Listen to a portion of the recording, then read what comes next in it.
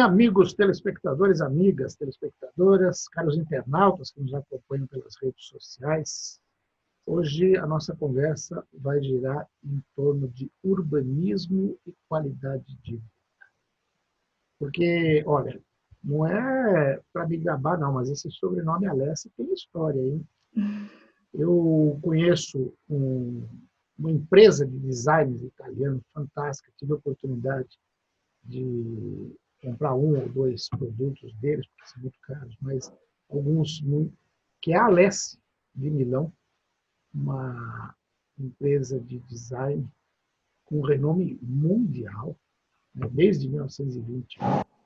Hoje ela é comandada pelo Alberto Alessi, que tem toda uma poesia para definir o trabalho de design. Tem também pessoal na música nos Estados Unidos, os irmãos Alessi, tocam muito bem. Eu sou o menorzinho de todos. Tem o meu primo, Nelson Antônio Alessi, que é escritor, que eu já falei aqui, já mostrei o livro sobre Heliópolis e também sobre Paraisópolis. Ele faz um trabalho aí mesclado de pesquisa. E hoje eu tenho a honra e a satisfação de entrevistar uma outra Alessi. Não é porque ela é filha do meu primo, uma coisa parecida, não.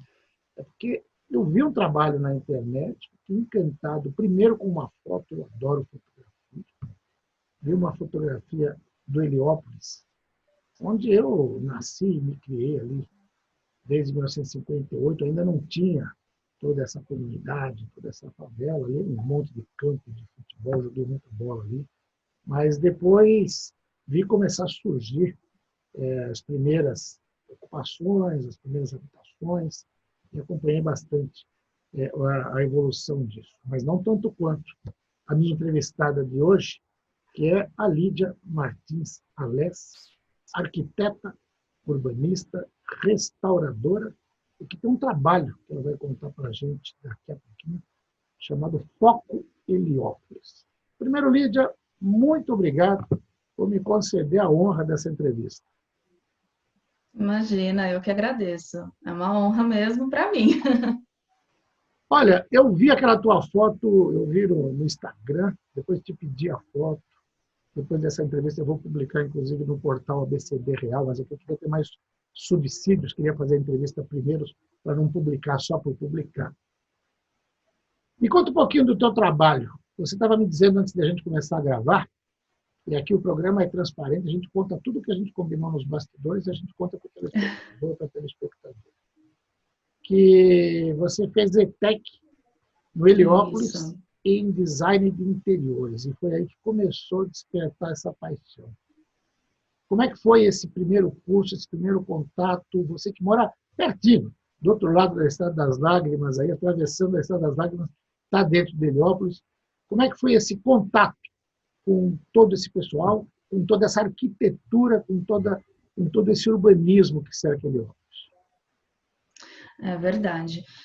Como você havia falado, né, do meu pai, também meu avô, como nós moramos aqui, né, a nossa vida toda, nós tivemos essa oportunidade de sempre observarmos de fora, normalmente de fora, esse crescimento, esse desenvolvimento da cidade de Nova Heliópolis. E como desde criança eu já queria ser arquiteta, então eu sempre fui muito observadora e gostava de prestar atenção nesse desenvolvimento. Depois que eu me formei no ensino médio, eu tive a oportunidade de entrar na ETEC, e a ETEC aqui do Heliópolis, ela era bem recente na época, e o curso de design era uma extensão do curso da ETEC AGV.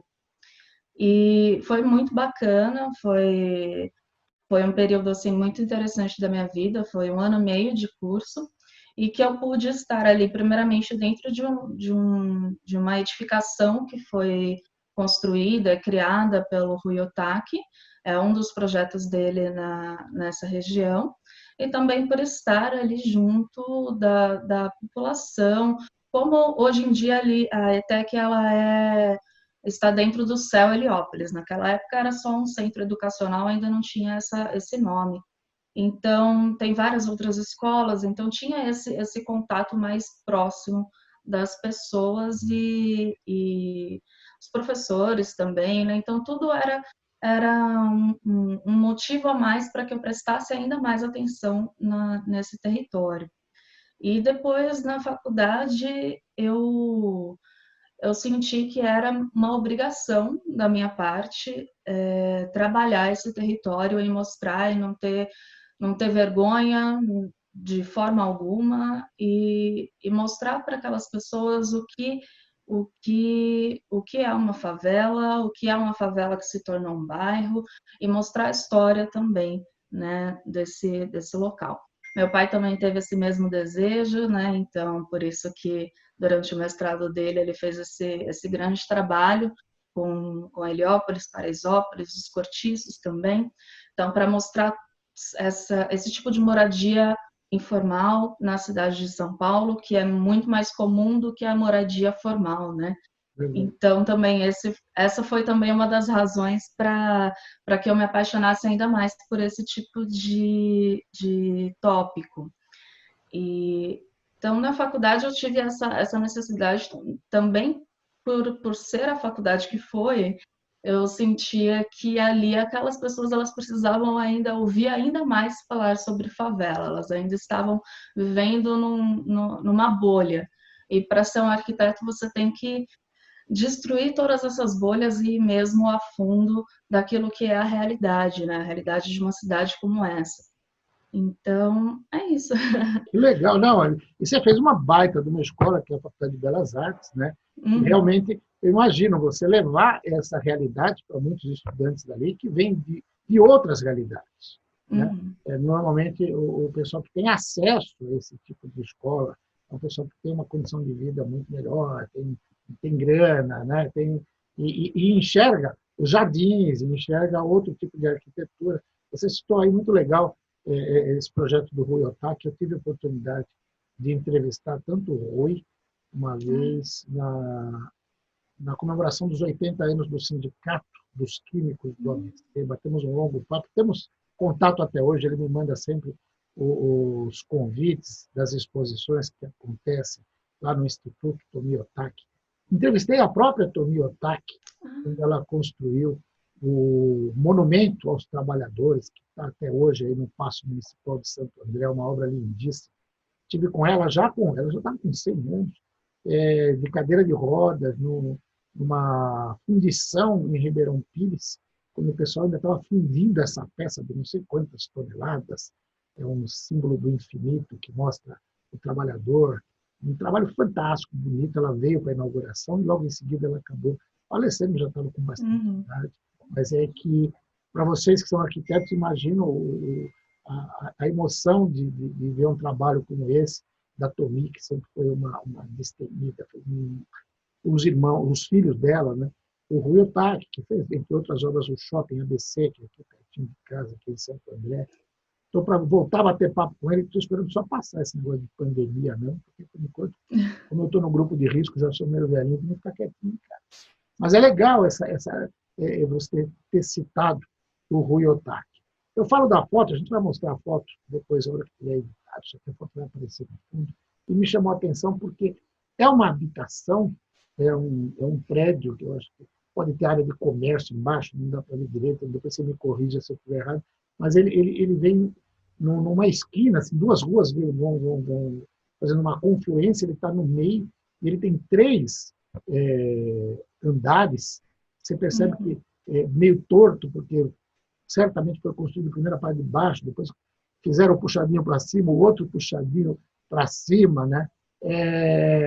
Quando você fez essa foto, na hora você sacou, falou, isso aqui ela é emblemática do que é Heliópolis. Naquele dia, né, nós estávamos fazendo uma marcha, era o mês da mulher, né, então era uma marcha ali feminista, junto com a UNAS e outras instituições.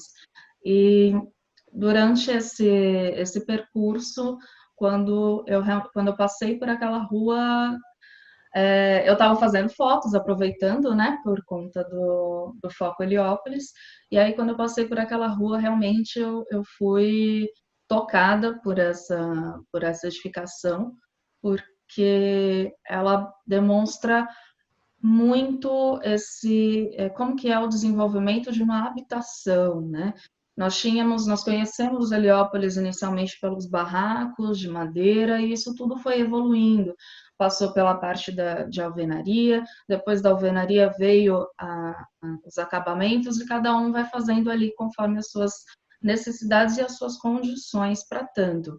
E depois nós percebemos que Heliópolis ele foi crescendo para cima, já não tinha mais espaço é, é, nas laterais, então teve que começar a crescer para cima. E aí essa é uma das edificações que a gente consegue perceber isso, que foi sendo construída aos poucos, e dependendo da necessidade, às vezes colocando um comércio embaixo, às vezes construindo outras casas. Aquela não é necessariamente uma casa de uma única família.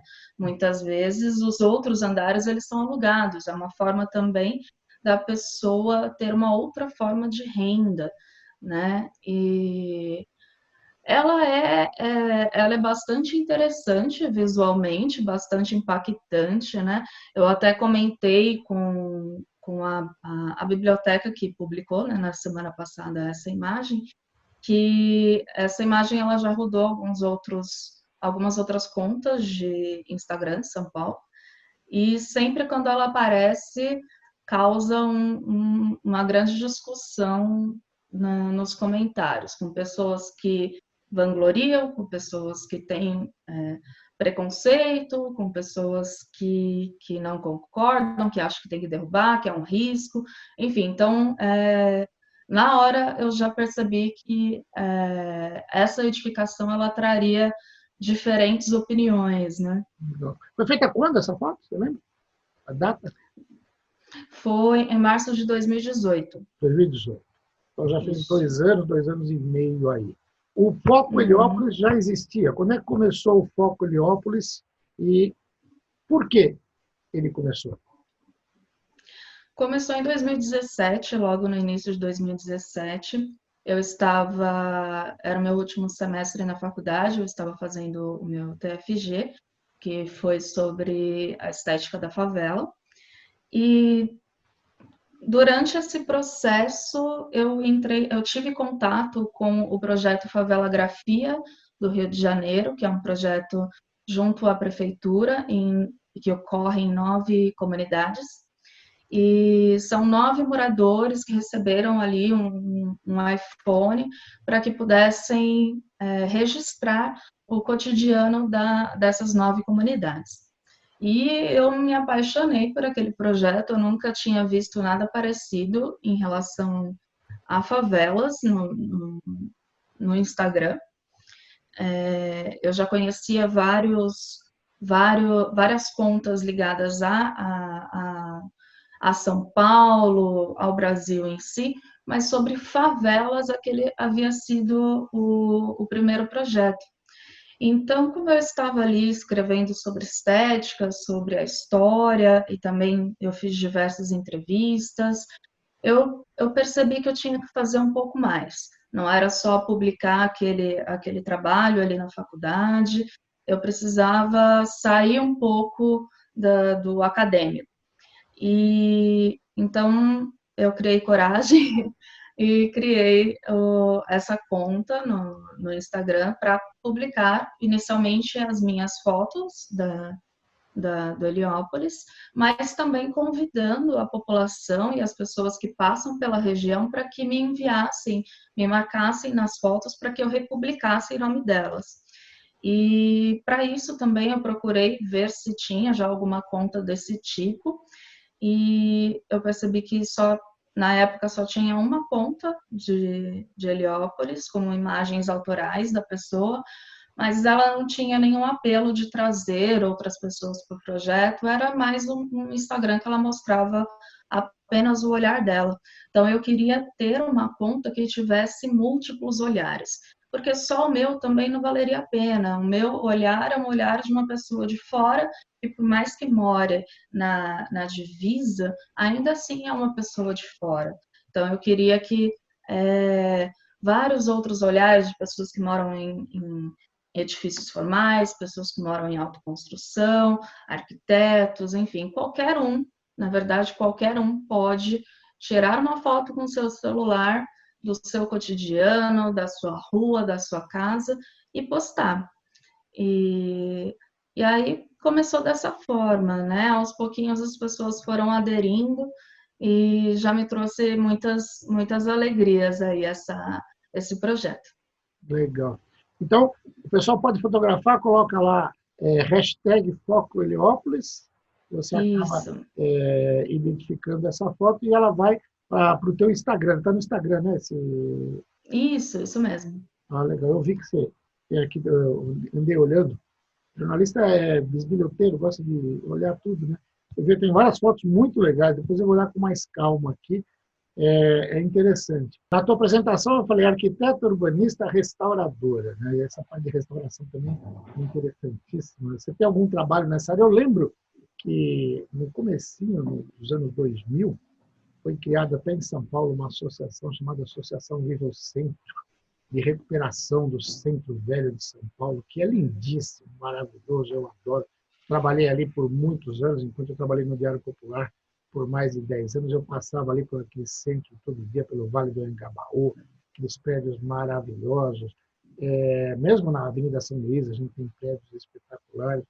E é uma pena que a gente vê muitos daqueles prédios em situações precaríssimas, né? Uhum. Alguns acabaram sendo até alvo de ocupações, porque não tinham utilidade, acabou pegando fogo, outro prédio caiu, aquela coisa toda.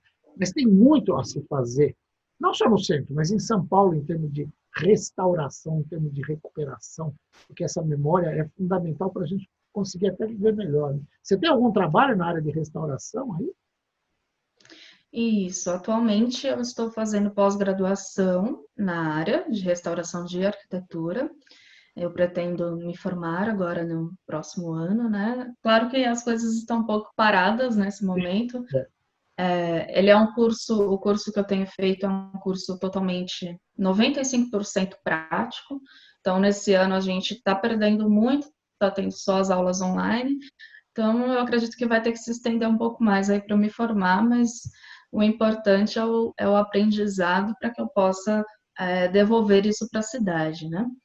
E eu sempre fui apaixonada pela cidade, pela arquitetura, então ver esses edifícios ruindo, os edifícios tombados sendo deixados para tombar mesmo, né?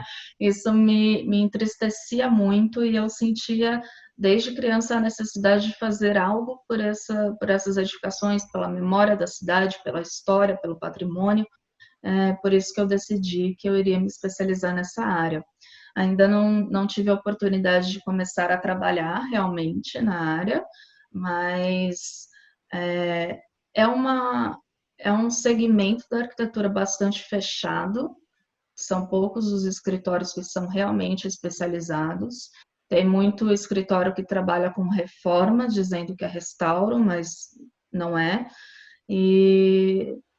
Mas mesmo esses que trabalham com reforma, ainda assim é alguma coisa. A gente percebe que aqui no Brasil não faz parte da cultura essa proteção ao patrimônio histórico, cultural, arquitetônico. A gente viu aqui mais uma edificação no Rio de Janeiro que pegou fogo, né? Então, a gente sabe que não faz parte da cultura, então eu acredito que por isso que tem ainda menos pessoas trabalhando com isso. Mas eu tenho esperanças de que se, pelo menos durante a faculdade, também nas escolas, né, se as crianças também aprendessem a valorizar o seu patrimônio, a entender a importância da história. Eu via na faculdade que muita gente não dava valor para a história, né? E isso é bastante preocupante. Como assim, um arquiteto urbanista que não dá valor à história? Como assim? É. Não, mas é E isso mesmo. Acho que tem que. Eu fico feliz de saber que tem jovens como você aí preocupados com isso. Acho que a gente tem que ter isso mesmo. Várias vezes eu passava por alguns casarões, até uns 2 ou 3 anos eu fui a uma exposição na própria Casa das Rosas, ali no começo da Avenida Paulista, que tem uma arquitetura fantástica, mas não está muito bem cuidada, não, pelos nossos governantes.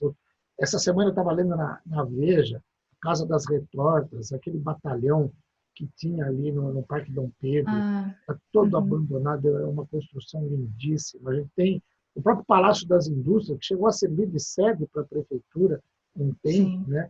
A gente não sabe como está hoje, porque a gente não vê. Tem muita coisa. O nosso mercado municipal, do centro lá, que é o Mercadão da Cantareira, fantástico, mas você passa ali, você fica meio desesperado com algumas situações. Teve uma reforma há um tempo aí, mas não foi feito o que deveria ter sido feito, né? Eu lembro de há pouco tempo estar passando ali, antes da pandemia, e um casal de norte-americanos parou a gente para pedir alguma informação. Eu fiquei com vergonha de dar informação naquele monte de lixo que tinha na rua, o pessoal deixando frutas jogadas, resto de peixe, não sei o quê. O próprio mercado municipal do Ipiranga, aí, que está aí do lado, né, de Heliópolis, né, tem outras construções fantásticas que precisam ser preservadas, porque é só entendendo essa história que a gente vai poder realizar algo no presente e preparar o futuro. Não tem como, esse é o caminho, né? Eu ficaria aqui mais umas 3 horas batendo papo, eu adoro o tema, estou adorando conversar com você. Infelizmente, o tempo de televisão é curtíssimo, né? Hoje a gente vai ficar por aqui. Mas se você tiver alguma coisa ainda para acrescentar que eu não tenha perguntado, que você queira falar, fique à vontade. Eu quero agradecer a oportunidade, né, de poder falar sobre o Foco Heliópolis, que é um projeto que é muito importante para mim. Eu sinto que cada dia mais ele está se tornando importante para a região também. Então, eu quero agradecer esse espaço que você me deu, e eu estou muito feliz por poder estar aqui com você. Eu espero que traga bons frutos para todos nós, né? Com certeza. Eu é que agradeço, estou feliz também. O pessoal pode falar, pô, os dois sobrenomes iguais, nós somos parentes, né? Mas não é por isso que eu fiz a entrevista, não, mas fico feliz de ter a filha de um primo, né, neta do meu tio querido, manda um beijão para ele aí, está com 90, claro. 92, quando ele está? Tá com... 92, vai fazer 93. 92, ele era 10 anos, ele é 10 anos mais novo do que meu pai, meu pai, se estivesse vivo, hoje estaria com 102, né? Mas eles se davam muito bem. Lídia, obrigado. Dá um abraço também no teu pai, na família toda aí. E a gente vai conversar mais vezes. Tendo novidades do Foco Heliópolis, vou convidar o pessoal para mandar foto para você continuar mandando. Sim, sim. Para colocar hashtag Foco Heliópolis, está lá no Instagram. Além do Instagram, tem outro endereço ou só Instagram? Tem o Facebook também, né? Que é de mesmo nome. Legal. Então, pessoal do Heliópolis. Heliópolis é uma cidade, né? Tem mais de 100 mil habitantes. Né? Mais de 200 mil 200 habitantes. 200 mil? Nossa, eu tô por fora de número. 200 mil habitantes. É uma cidade grande, não é cidade pequena, não. Né? Tem cidade aqui no ABC, Ribeirão Pires, por exemplo, não tem isso. O Rio Grande da Serra não tem isso. Então, é um trabalho muito legal. Parabéns pelo teu trabalho e quando tiver novidade, é só dar um toque que a gente volta a conversar. Tá bom, muito obrigada. Obrigado, Lídia Martins Alessia, arquiteta, urbanista, restauradora, conversou com vocês.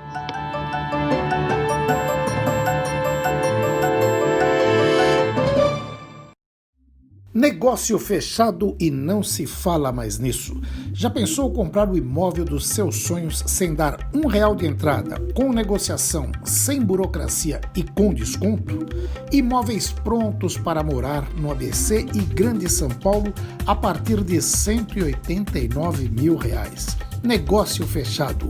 A nova campanha da MB Gussi para aquecer de vez o segmento imobiliário. E vai até 10 de setembro. A hora é agora. Investimento em imóveis rendeu em média 15,3% em 10 anos, enquanto a poupança e aplicações em renda fixa vem rendendo menos de 2%. Investir em imóveis é uma forma de construir um patrimônio seguro e lucrativo. Negócio fechado. Com a MB Gussi.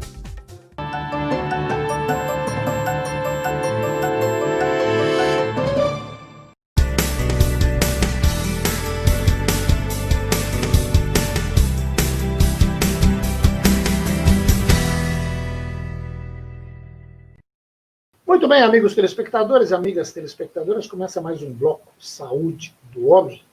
Eu tenho mais uma vez a honra e a satisfação de conversar com o professor Dr. Marcos Tobias Machado, da Uroproctor, do Espaço Cerâmica em São Caetano do Sul. E hoje ele está com um boneco à bandeira do Uruguai, porque ele fez uma viagem, ainda que virtual, para o Uruguai para conversar com velhos amigos, falar de experiências. É isso mesmo, professor? Bom dia, Joaquim. Bom dia a quem está nos assistindo. Você sabe que essa questão da pandemia, esses webinars que a gente faz, a gente realmente viaja, né? Esse pessoal do Uruguai, o Uruguai só tem uma universidade, uma cátedra de urologia. E eu vou lá há muitos anos, né? Eu fui convidado para ir num curso de um hospital tradicional que tem lá, que é o Hospital Pasteur.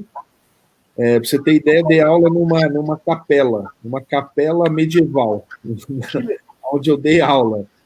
E aí eu fiz amizade com o pessoal lá, e aí passei aí sistematicamente as primeiras cirurgias de cistectomia, que é a retirada total da bexiga com reconstrução da bexiga, por videolaparoscopia, fui eu que fiz lá com eles.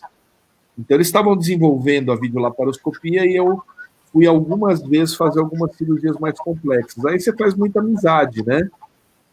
E aproveito para fazer um pouco de turismo, né? Claro, que ninguém é de ferro, né? Vai à praia, que é fantástica, é sensacional. Eu fui às vinícolas, fui à Bolsa, fui à Casa Garçom, tomar os tanates de lá, que eu sei que você gosta de vinho, tem muito para falar também. É a uva típica do Uruguai, né? Exatamente, né? Que tem um gosto especial, que, né, muitas vezes com cortes, com tempranilho, com Cabernet Sauvignon, com outras uvas também, porque tem muito tanino, né, nessa uva. E o interessante aí eles me convidaram para fazer uma apresentação para a universidade a respeito das cirurgias da glândula suprarrenal, que foi uma das primeiras indicações que se passou a fazer a cirurgia de laparoscopia, porque ela é muito profunda, então você tem que fazer incisões muito grandes para atingir. Fica embaixo do fígado, do lado esquerdo, perto do pâncreas, é muito bem profundo.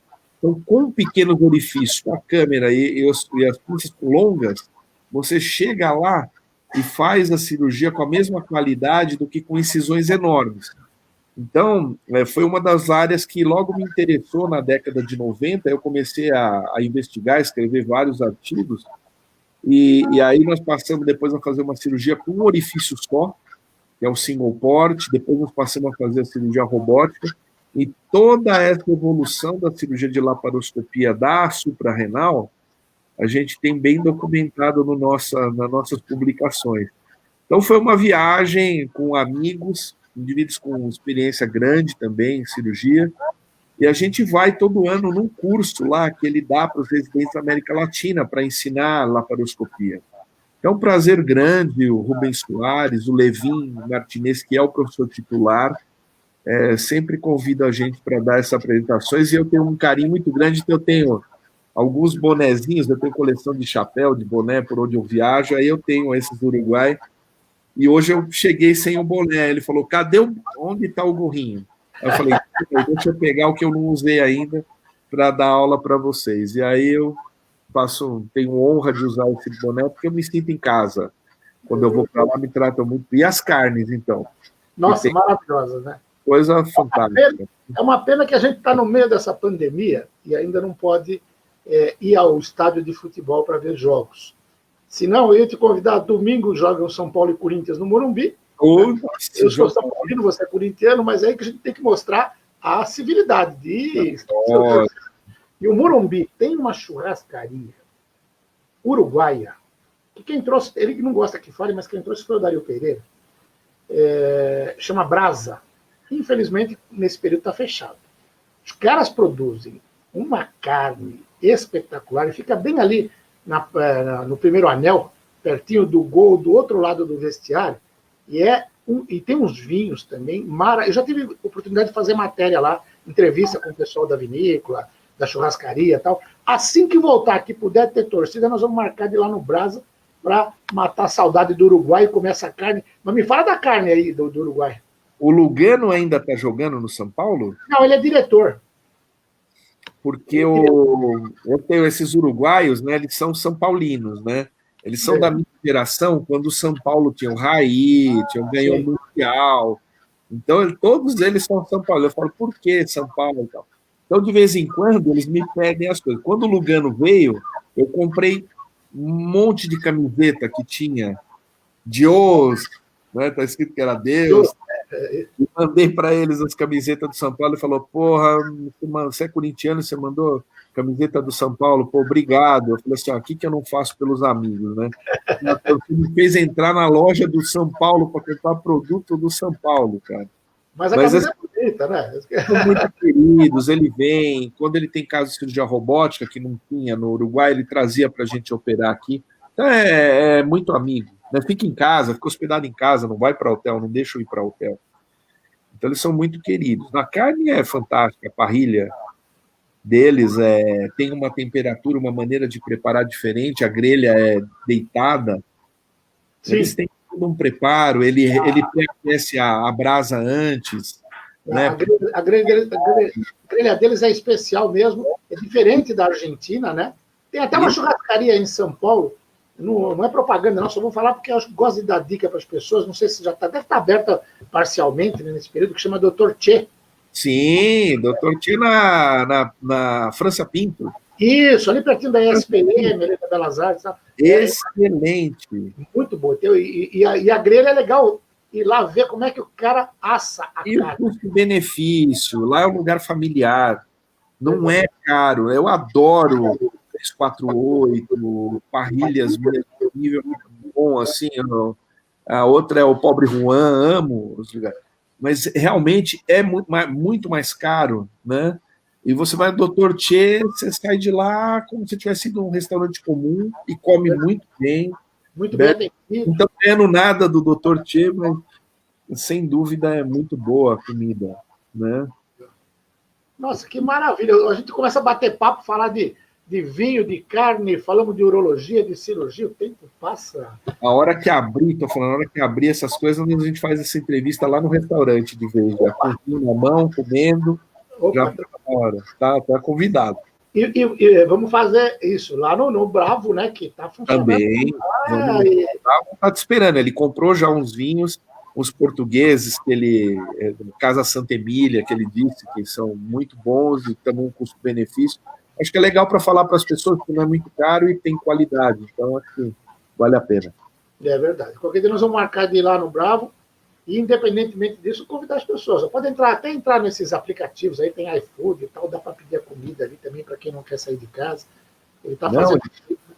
Ele está bombando, ele está fazendo parmegiana e um polpettone lá que sai muito, porque ele coloca pesto, ele coloca temperos, ele não fica no nível mínimo da comida, então traz o tomate especial, com uma acidez especial, então tenta fazer alguma coisa diferente, porque hoje em dia você não tem um diferencial, você não consegue prosseguir esse tipo de negócio, está muita concorrência, mas ele está indo muito bem, graças a Deus.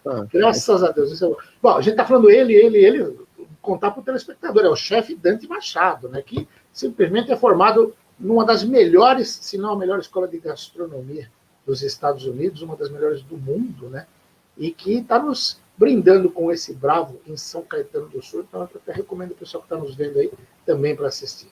Professor, tem mais alguma informação, alguma mensagem para passar? Eu acho que é isso. Ontem a gente teve uma reunião com o pessoal do Nordeste, né, com o Maranhão, Pernambuco, para falar de câncer de pênis, mas aí a gente sempre fala de Covid, né? E lá parece que está caindo drasticamente, está diminuindo muito, né? Até uma coisa mais rápida que a nossa. Chegou depois e está se extinguindo antes. Então, para mostrar essas diferenças geográficas, a gente sempre troca essa ideia com os colegas. Eles estão num ritmo acelerado de melhoria, de resolução do problema. Que é uma boa notícia também, né? Para trazer aqui. Maravilha, boa notícia sempre é bem-vinda. Professor, obrigado pela entrevista, semana que vem tem mais. É isso, um abraço, até mais, bom dia. Bom dia. Professor Dr. Marcos Tobias Machado, urologista da Uroproctor de São Caetano do Sul, conversou com você.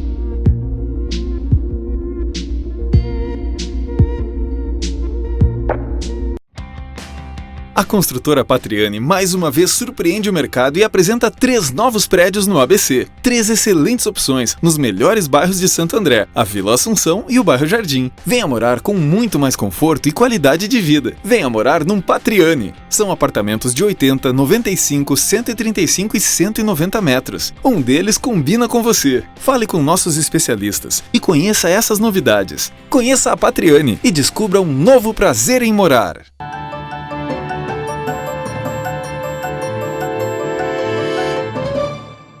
Hoje a gente vai falar de um dos temas que mais mexe com o poder político, com a economia. Vamos falar de reforma tributária, vamos falar de outras reformas e da necessidade de retomada da economia do país.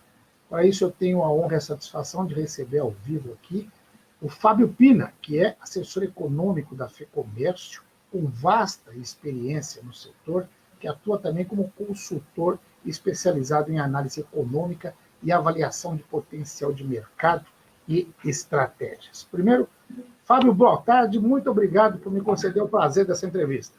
O prazer é todo meu, Joaquim. Eu que agradeço. Ótimo. Bom, nós vamos falar do Unidos pelo Brasil, que é um movimento aí que já vem há algum tempo se debatendo em função desses temas que eu falei. Eu estava lendo o material de vocês aí e vi que tem pelo menos 25 projetos de leis parados no Congresso Nacional que não são avaliados. Aliás, eu vou dizer o seguinte, eu tenho 44 anos de jornalismo e antes de eu ser jornalista, eu já ouvia muita gente dizendo nós precisamos de uma reforma tributária. Você não vai lembrar que você é bem mais novo, mas a Jovem Pan, por exemplo, tinha um slogan que falava Brasil, o país dos impostos. Isso era 1970, 70 e pouco. Não mudou quase nada. O que acontece que a gente não consegue fazer com que os nossos políticos votem esses projetos? Reforma administrativa, mexer com funcionalismo público parece que dá urticária no pessoal, ninguém quer saber. Reforma tributária, quando se fala assim, vamos criar mais um imposto. Parece que a reforma que é para isso mesmo. Como é que é isso, Fábio? Conta para a gente. Primeiro problema da sua entrevista. Infelizmente, eu lembro dessa chamada da Jovem Pan, não sou tão novo assim. Eu já lembro da década de 70. Então, não parece, você está bem conservado. Mas eu lembro do presidente Geisel, eu estou ficando bem velho já. Pouca gente lembra, você começa a perceber que você está ficando velho quando pouca gente lembra dos presidentes que você lembra. Então, já está acontecendo isso comigo. Mas vamos lá, a federação está pela... Não é a primeira vez que a federação fala disso, mas dessa vez com um enfoque mais direto, mais incisivo. A gente sempre inverte a discussão, Joaquim, a gente sempre inverte. A gente tem que saber qual estado a gente quer, é maior, é menor, essa discussão eu acho que ela é válida. Acredito que hoje há uma noção maior na sociedade de que o Estado, primeiro, a federação nunca embarcou na ideia de Estado mínimo, é o Estado ideal, a gente sempre chamou de Estado ideal. Agora eu ouço algumas pessoas falando, porque a gente percebe a falta do Estado em alguns lugares e o excesso de Estado em outros. Então, talvez ele tenha que ser maior até em algumas atividades, ou melhor, ou mais eficiente, e menor em outras, isso é evidente. Desculpe. Não, tranquilo, pode ir. Isso a entrevista ao vivo é assim. Então, isso é evidente.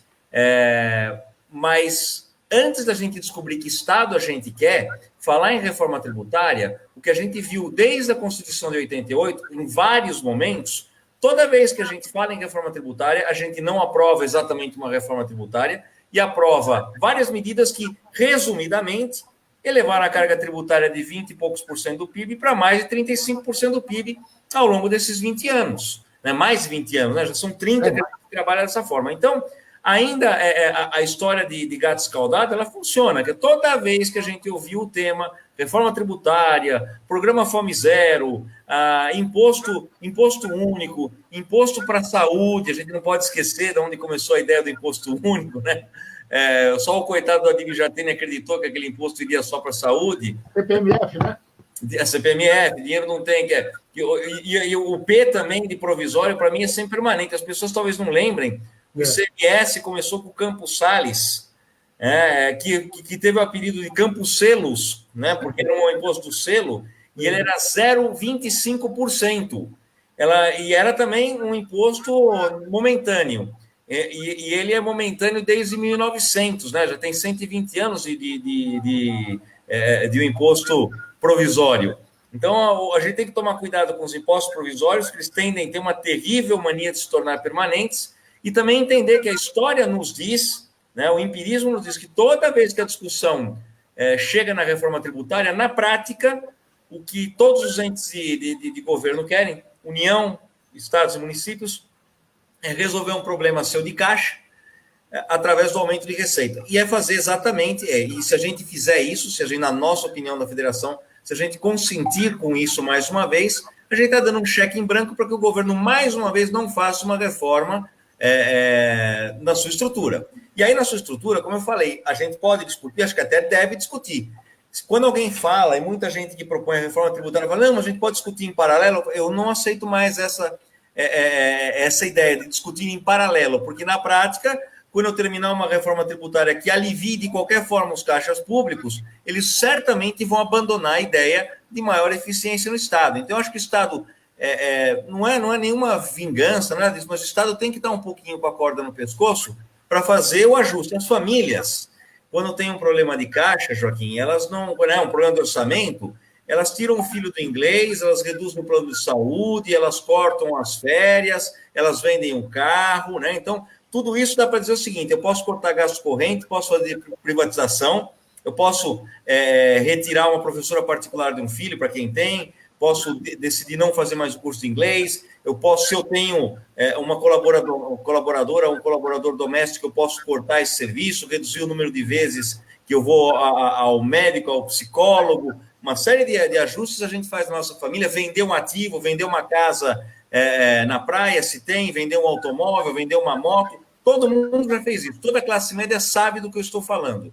Mas você não tem a opção de chegar para o seu patrão, olha, meu orçamento já não cabe mais no meu salário, então aumente meu salário aí. Ou se você é um pequeno empresário, você chegar para o consumidor e falar, eu tenho que cobrar o dobro hoje do preço, porque não está mais cabendo, a minha vida não cabe mais no que a receita da minha empresa permite.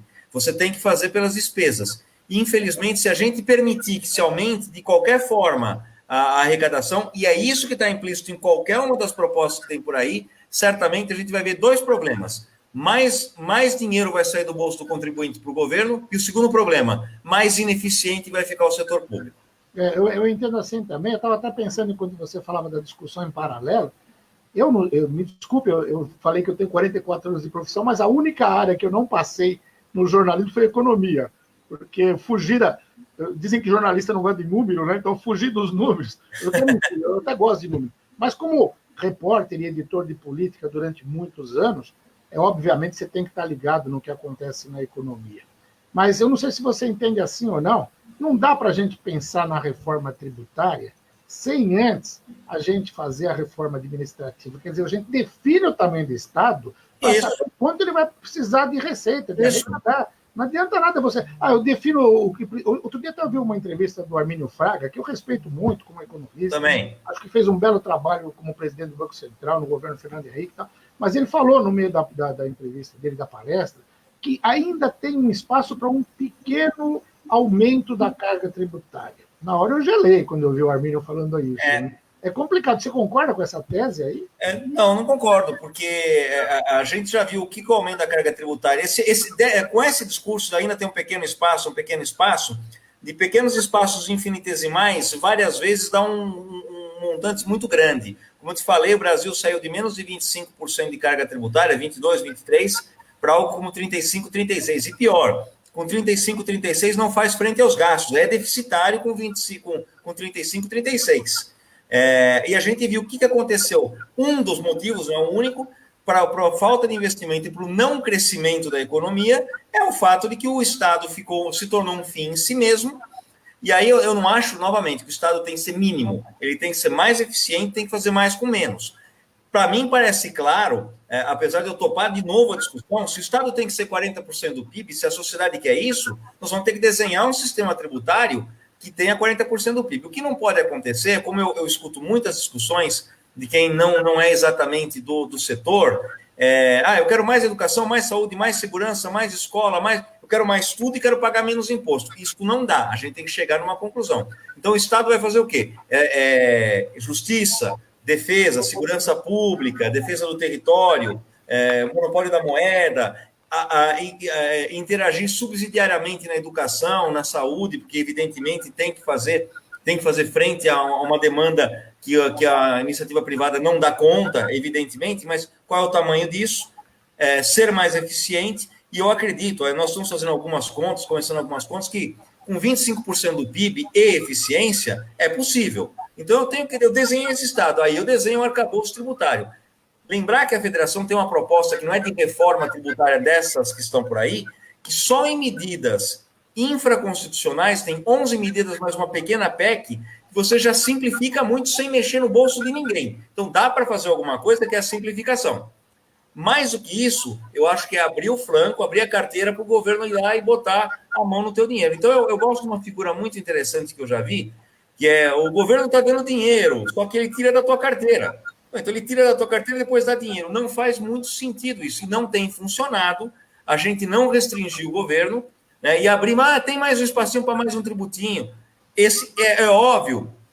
É óbvio que é mais fácil para o administrador público, e eu acho razoável. Seria inocente meu imaginar que a Receita Federal agora está disposta a abrir mão de tributos, ou a Secretaria da Fazenda, ou do município. Não está. Mas cabe a nós, sociedade, falar assim, não, aqui chega. Ao contrário, é daqui para baixo a carga tributária. E vocês se virem com o que tem. E tem também gordura para cortar, né? A gente sabe disso. Tem bastante, viu? Tem bastante. A gente vê aí inclusive numa época como essa, né? Com toda a dificuldade que a gente tem, eu quero até entrar nessa discussão com você. Sim. Porque se já era difícil você falar de reforma tributária, reforma administrativa antes dessa pandemia, e o país já vinha numa recessão complicada, agora ficou mais difícil ainda.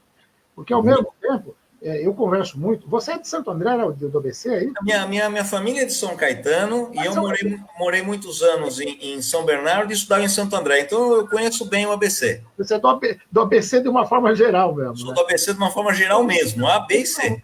Eu converso com muitos pequenos empresários, e a FEComércio lida muito com isso, porque ela sabe que a força desses pequenos empresários, os caras que geram 5, 10, 15 empregos cada um, eles acabam gerando a grande maioria dos empregos com carteiras assinais formais do Brasil.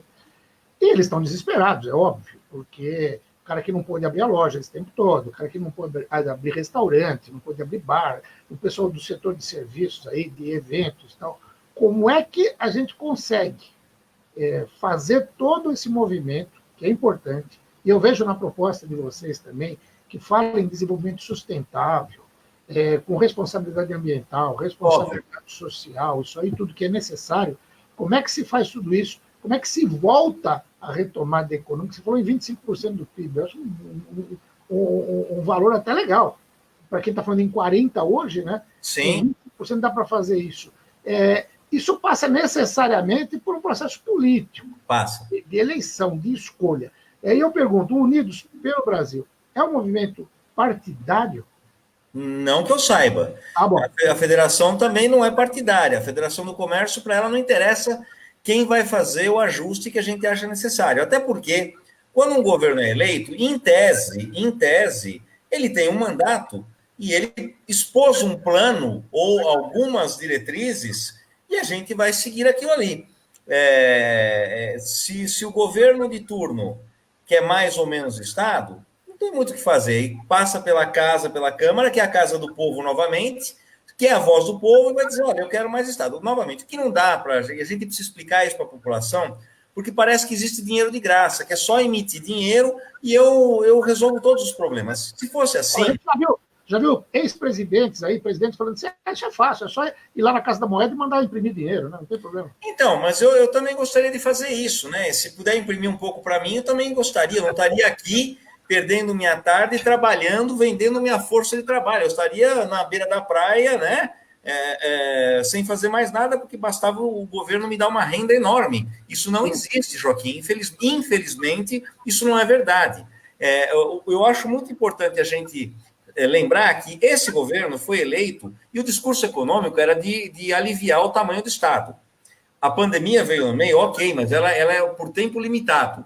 Essa pandemia, a lógica tem que continuar sendo reduzir o tamanho do Estado sem perder o atendimento ao público, ou seja, tem que ser mais eficiente. E a gente sabe que tem gargalos, eu nem quero entrar em quais são os gargalos, porque eu não quero ser injusto, porque alguns funcionários públicos, muitos, a maioria, inclusive, trabalham em condições bastante adversas, mas existem abusos, existe abuso, existe alguns pequenos privilégios, existe também um pouco de descontrole, que bastava controlar um pouquinho melhor, um pouco mais de gestão, que certamente a gente economizaria muitos recursos. Então, acho que a gente tem que fazer uma reforma administrativa, tem que repensar o tamanho do Estado, sem prejudicar muito os funcionários atuais, porque eu também entendo que eles tomaram suas decisões baseado na realidade que se apresentou há 20 ou 30 anos, mas vamos lá, mais ou menos 25% a 30% dos funcionários vão se aposentar nos próximos 5 anos. Se a gente combinar que os próximos funcionários públicos, em todos os segmentos, terão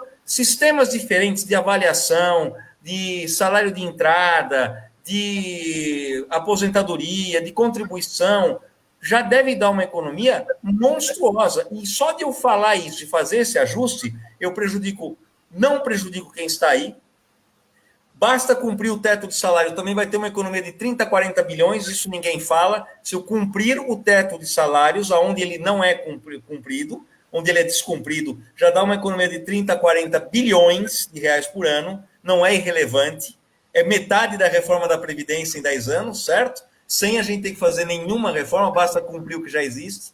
E mais, adotar um procedimento para os próximos funcionários que vão entrar, um procedimento diferente, tanto de promoções, quanto de salário de entrada, quanto de férias, quanto de licença remunerada, uma série de coisas que existem aí hoje. Eu não prejudico quem tomou sua decisão no passado, que também é legítimo, tomei essa decisão porque era assim. E, ao mesmo tempo, eu dou um alívio enorme para o setor público e privado, porque eu vou poder abrir espaço para reduzir juros, para reduzir tributos também, juros, mas para reduzir tributos. Então, é lembrar o seguinte, só o fato de eu falar isso, se a gente começar a agir nessa forma, o mercado já antecipa uma melhoria futura, percebe que o Brasil pode conviver, por exemplo, com a dívida pública aumentou muito por conta da pandemia, era natural que fosse aumentar. Em fazendo isso, garantindo que eu não vou explodir as contas públicas nos próximos anos, a gente vai conseguir servir a dívida pública maior com juro menor. Quer dizer, eu consigo fazer com que essa pandemia tenha um efeito muito menor com relação a deletério com relação ao futuro do que pode ser se a gente não tiver um controle. Agora, esse controle não pode ser através do bolso do contribuinte. Você lembrou bem, a empresa que já pagava muitos tributos, algumas delas já estavam em refis. Quando começar 2021, elas vão ter que pagar o tributo que ficou diferido, o tributo do mês, mais o refis com vendas fracas. Acho que isso não vai acontecer. Nós vamos destruir o resto do tecido empresarial do país. Correto. A tua análise para 2021, em rápidas palavras, como é que você vê o cenário aí?